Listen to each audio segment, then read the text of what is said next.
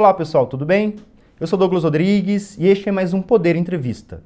O convidado de hoje é o ex-secretário da Receita Federal, Jorge Rachid. Ele veio nos ajudar a esmiuçar um pouco o projeto de imposto de renda que está em tramitação no Congresso.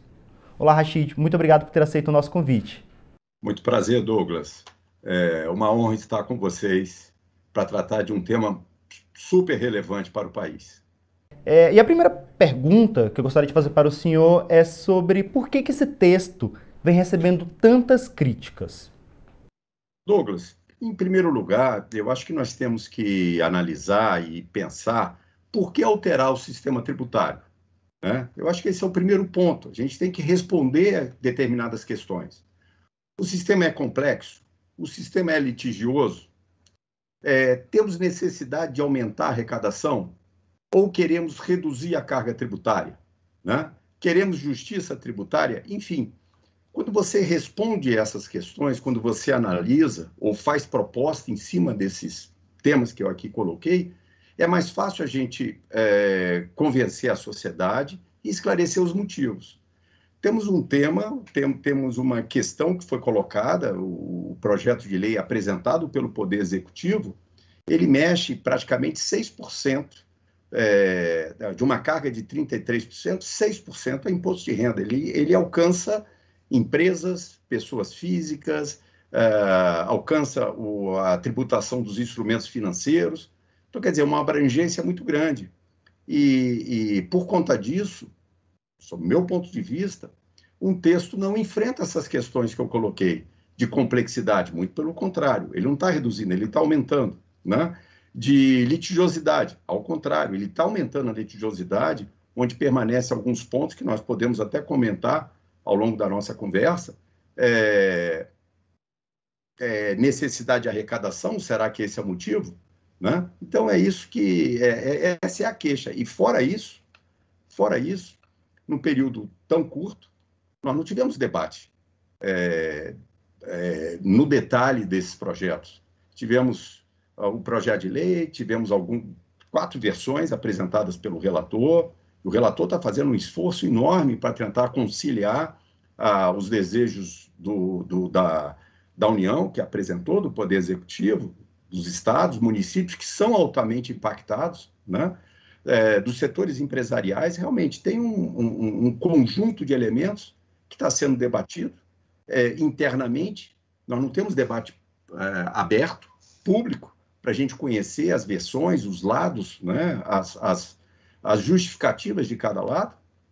Além disso, os números de impacto, tanto na arrecadação como na economia. Então, talvez seja esse cenário que nós estamos vivendo. Acho que nós não podemos tratar de um tema tão relevante de forma assodada. Do ponto de vista de arrecadação, o relator na Câmara, que é o deputado Celso Sabino, ele tem dito que a reforma é neutra, ou seja, não vai nem aumentar a carga tributária global, nem diminuir. Só que estados e municípios têm dito que sim, vão perder a arrecadação. E há diversos grupos empresariais dizendo que vão ter que pagar mais impostos. Quem ganha e quem perde com esse texto? Vamos lá. Como eu comentei, ele alcança empresas e pessoas físicas, né? Quando ele introduz esse mecanismo de tributação de dividendos, ele reduz a tributação das empresas, do imposto de renda das pessoas jurídicas, e traz esse mecanismo de tributação de dividendos para o nosso ordenamento jurídico. Quando faz isso, você muda a característica da arrecadação. Você tem uma arrecadação, vamos chamar assim, relativamente segura, que é em cima das empresas, concentrada nas empresas. Nós vamos trocar essa arrecadação para uma arrecadação provável de distribuição de dividendos, né? Por que provável? As empresas poderão criar outros mecanismos, legais inclusive, para reduzir essa distribuição. Então, nós não vamos ter uma conta direta, né? Reduz um e tributa um. Não haverá isso. Então, estamos reduzindo uma arrecadação relativamente segura, que é sobre o lucro das empresas, concentrado aí, para uma provável. Fora isso, além da chamada provável, nós estamos trazendo para esse ordenamento a complexidade de instrumentos e mecanismos, distribuição disfarçada de lucro, eu me refiro, algo que nós abolimos lá no meados da década de 90, né? Douglas, ouso dizer que talvez metade dos auditores fiscais da Receita Federal, um pouco menos, não trabalharam nesse período lá de DDL, né? Eles vão ter que estudar essa legislação lá atrás, que é altamente complexa. Então, o que nós temos a insegurança dos estados? Se encontra nesse ponto, né? Houve uma redução muito alta, em termos de muito expressiva, em termos do imposto de renda das empresas. O projeto traz uma compensação, né? A compensação pela via de corte de benefícios tributários que existem lá no PIS/COFINS. Te dou um exemplo dos produtos farmacêuticos, dos princípios ativos, né? A eliminação do crédito presumido. Isso vai ser, inclusive, aumento na veia dos medicamentos tarjados, tarja preta, tarja vermelha, né, que atinge toda a população brasileira, né? Na última versão que o relator apresentou, ele tentou mitigar esse efeito, dando uma redução, mas colocando um outro elemento, que é a contribuição social sobre o lucro líquido, a redução da CSLL, né? Mas isso vai alcançar o orçamento da Seguridade Social. Quer dizer, é uma engenharia que precisa ser planejada. Não dá para fazer, olha, não, então está reclamando aqui, então vou resolver por cá. Não vai funcionar dessa forma. Então, essa é a preocupação especialmente dos estados e municípios. O relator trouxe uma proposta de direcionamento, novo direcionamento ao CEFEM, né, de recursos hídricos e minerais, né, mas isso vai concentrar, especialmente, nas empresas nos estados que produzem, Minas, Espírito Santo, Pará, né, em termos de arrecadação, mas não vai ser distribuído para os estados e municípios, do modo geral. Vai ter uma parcela, realmente, ele fez esse ajuste, mas não é o suficiente para compensar a perda lá no imposto de renda. O ministro da Economia, Paulo Guedes, ele tem justificado que a arrecadação federal está aumentando e que, por isso, vai compensar essa possível perda dos estados e municípios. Isso é uma justificativa plausível? Douglas, felizmente, tudo sinaliza que nós estamos já no horizonte da saída da pandemia. Felizmente, população vacinada, a expectativa é que o setor produtivo volte, que a economia volte a girar.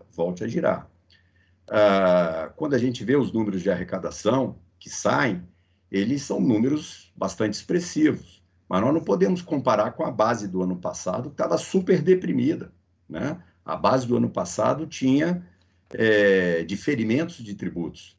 E eu diria, a de 2019 também. Nós não estamos num patamar que estávamos há 6 anos atrás, né? Então, o horizonte não está tão seguro. E veja, numa mudança de médio e longo prazo, como é uma mudança da legislação do imposto de renda, a gente tem que pensar que é uma mudança de longo prazo. Eu não posso contar com uma arrecadação momentânea agora. Eu tenho que contar com uma arrecadação forte, né? Estrutural, que dê garantias de redução lá na frente. E hoje nós não podemos abrir mão, nós sabemos da necessidade de políticas públicas, nós não temos condições de abrir mão de arrecadação, né? Então, todo cuidado é pouco. Tem um lado fiscal, tem um lado das empresas, né? Quando se coloca, algumas empresas sairão beneficiadas, outras não, né? As que não sairão beneficiadas, certamente isso vai para preço. Quando puder, vai ser repassado para preço, né? Então, tem esse conjunto aí que tem que ser muito examinado, por isso que o Congresso precisa tratar, debater, discutir esse tema com muita cautela. E quais seriam as empresas que seriam beneficiadas com o texto? Não, veja, se você tem, em algumas hipóteses, você vai ter redução efetiva no imposto de renda das empresas, terá redução efetiva, né? Por um lado, haverá perda lá de JCP. JCP é um instrumento, diria, importantíssimo. Não é momento de nós acabarmos com esse instrumento, né? Na União Europeia, numa reunião, num comunicado da Comissão da União Europeia, em maio deste ano, orienta os países a oferecerem mecanismos justamente na saída deste momento de pandemia global, né? Ofereça mecanismos para justamente fortalecer as empresas, né?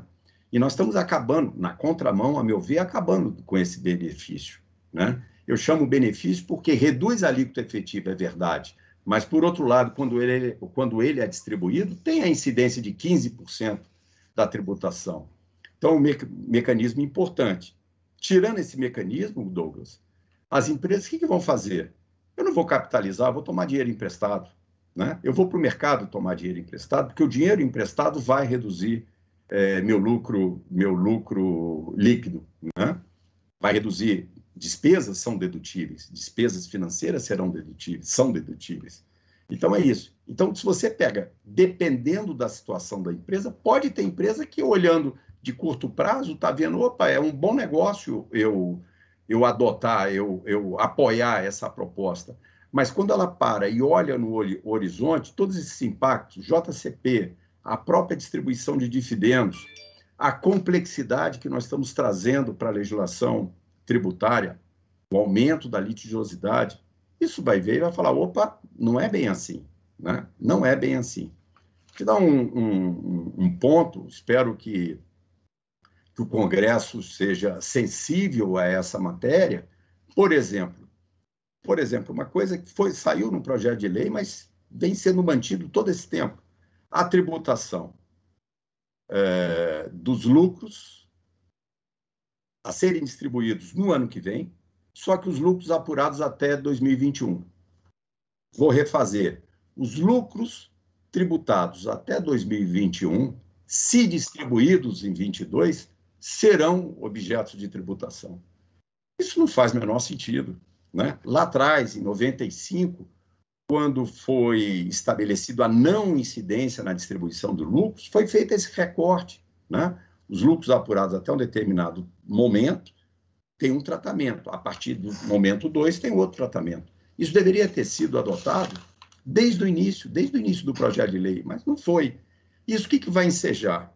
Empresas que não estão capitalizadas, ao fazerem a conta, falar, opa, eu vou tomar dinheiro emprestado, é mais barato tomar dinheiro emprestado e distribuir dividendos esse ano do que pagar ano que vem. Não faz menor sentido uma norma tributária ter essa intervenção na economia. Toda norma tributária, Douglas, intervém na economia. Por isso que todo cuidado é importante. Mas você tem que evitar esses efeitos colaterais, entendeu? O relator, ele realmente não vem abrindo mão de alterar isso. Isso pode ser interpretado como uma forma do governo arrecadar mais recursos em um ano eleitoral? Poxa, mas se for desta forma, não é uma maneira adequada, se esse for o raciocínio. Porque se a empresa distribuir agora esse ano, ele não vai ter arrecadação no ano que vem, né? Vai desarranjar a economia, as empresas vão distribuir dividendos esse ano, vão baixar todos os lucros acumulados que ele tem para distribuir esse ano, para não ter incidência no que vem. Isso vai ser natural, né? Eu nem chamo isso de planejamento, isso aí é o óbvio que tem que ser feito, né? Se esse é o objetivo, não é esse o objetivo que deva ser alcançado. Não é dessa forma. E já tocando nesse ponto eleitoral, o presidente Jair Bolsonaro, ele prometeu na última eleição de que iria fazer uma correção na tabela do imposto de renda sobre as pessoas físicas, que está incluso nesse texto. O senhor acha que essa correção proposta ela é uma boa medida e isso pode ajudar o presidente a melhorar a sua popularidade? Bom, a demanda de correção monetária não, correção da tabela do limite de isenção, da tabela do imposto de renda, é uma demanda antiga. Isso, eu há muito tempo trabalhei na Receita Federal e ano após ano tinha demanda de todas as frentes, de todos os partidos, enfim, em relação a isso. Eu tenho algumas preocupações, falando como ex-administrador tributário, algumas preocupações em relação ao imposto de renda das pessoas físicas, né? Para você ver, da população economicamente ativa, né? São poucas pessoas que declaram o imposto de renda. E destas que declaram, menos ainda as que pagam imposto de renda.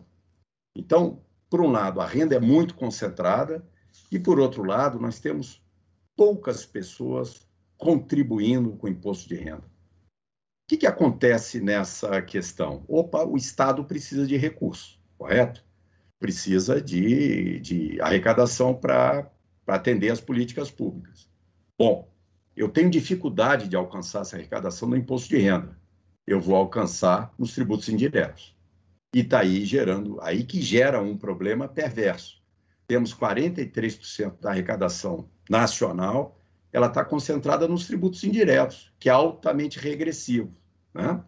Então, respondendo a sua pergunta, quando você fala se isso vai ajudar, realmente, quando na ponta do lápis, esse efeito para o indivíduo é muito pouco, né? Para o indivíduo, alguém já fez, o secretário Everardo fez a conta, não dá um quilo de pão no ano, no mês, né? O valor é muito reduzido por impacto que temos nesse ambiente tributário, entendeu? O que vai acontecer? Por conta disso tudo indica que esse projeto surgiu por conta dessa demanda, para atender a demanda. Repare, nós estamos tendo aí mudança nos descontos simplificados, né? Quem tem uma renda anual de 40 mil a 83 mil poderá ser impactado com a limitação dos descontos simplificados, né? E olha que isso aí é uma classe C, é uma classe expressiva na nossa sociedade. Vão pagar mais. Por conta desses arranjos, a situação que eu citei dos medicamentos, que todos nós necessitamos de medicamentos, vão ter que pagar mais, porque vai alcançar os tributos indiretos. Então, eu tenho restrições. Claro, essa demanda é uma demanda antiga, é meritória, tem gente que defende dessa forma, eu só olho sobre o aspecto da nossa concentração de renda, né, com a nossa economia, o quanto que as pessoas físicas contribuem, entendeu? Essa realmente era uma demanda que o presidente vinha prometendo e o que ficou a impressão é de que a Receita e toda a equipe econômica aproveitou para fazer uma série de outras mudanças, como o senhor vem citando. Se o senhor tivesse que deixar apenas alguns pontos do projeto, quais o senhor acham que realmente propõe algum avanço na questão dos tributos? Olha, um ponto que é uma questão de justiça tributária, né, que é necessário, é a tributação de fundos fechados. Eu acho que é um ponto que já foi tentado lá atrás, né, está trazendo para esse conjunto de contribuintes o mesmo tratamento que é dado para os demais investidores. Eu acho que é uma medida correta, é uma medida justa que deve ser colocada, né?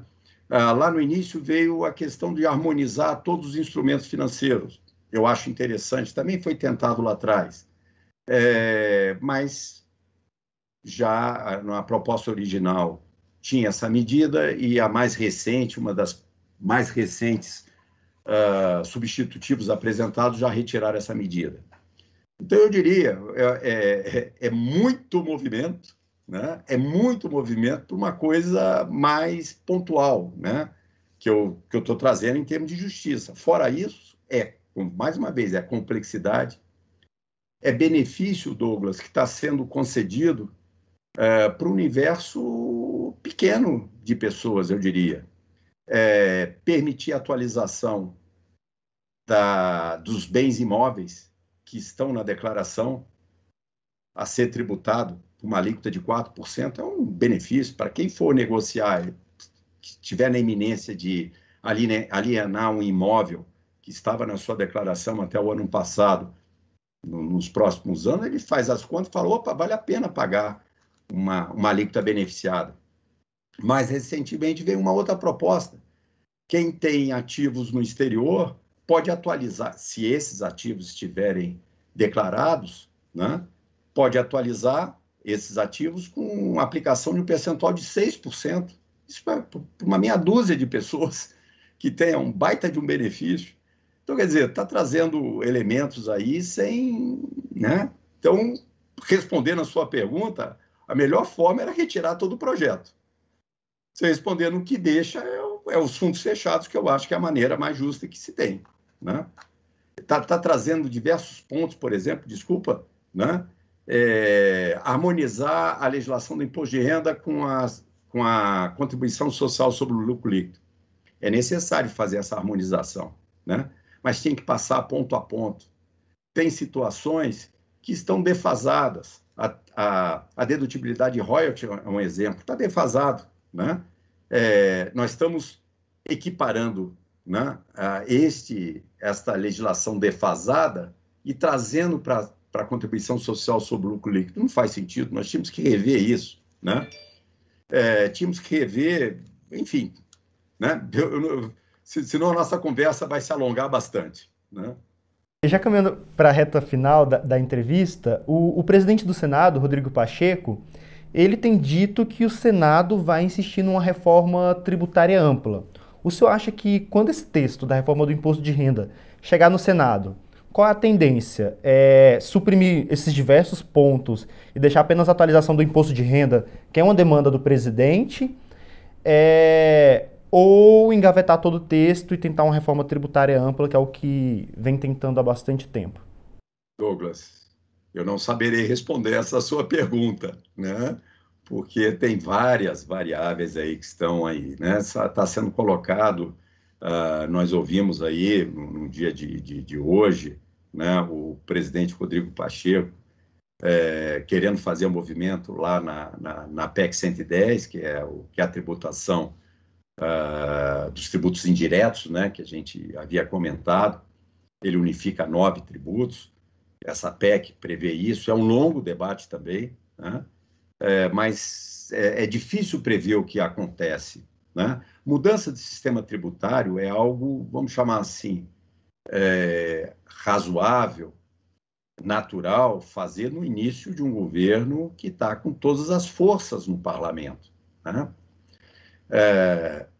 E outra, discutir reforma tributária, mudanças profundas no sistema tributário, o governo, o Ministério da Economia, a Receita Federal precisa participar ativamente, apresentando dados, apresentando números, mostrando impactos no âmbito fiscal de quem ganha, que se o Estado ganha, se a União ganha, impactos econômicos que são mudanças setoriais. Então, tem que ter essa participação ativa, e a Receita Federal que detém todos esses dados. Tem profissionais competentes lá para fazer isso, né?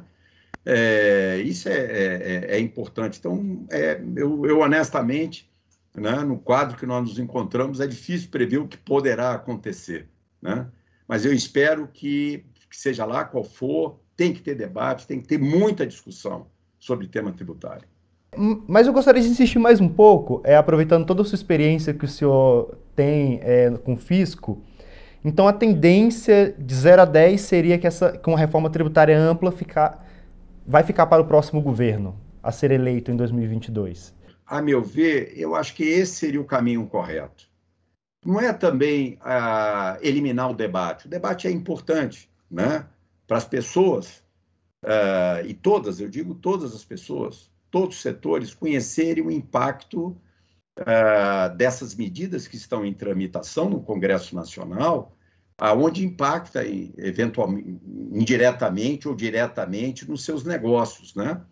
E isso tem que ser conhecido para verificar o que vai acontecer com as suas próprias empresas, né?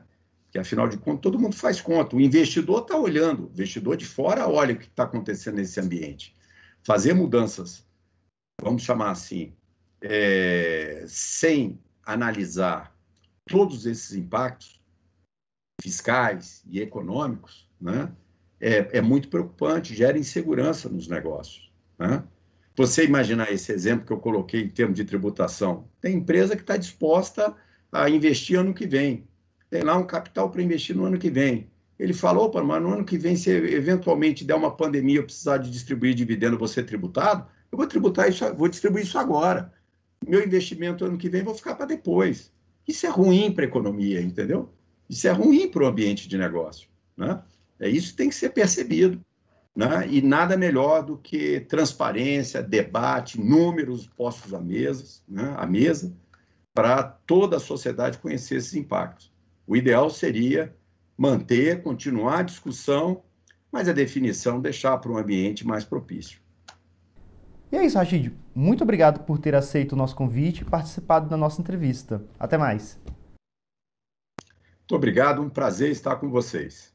Tudo de bom. E é isso, pessoal. Esse foi mais um Poder Entrevista. Muito obrigado por ter nos acompanhado e caso você queira deixar sua opinião, pode deixar seu comentário, seu like. Até mais.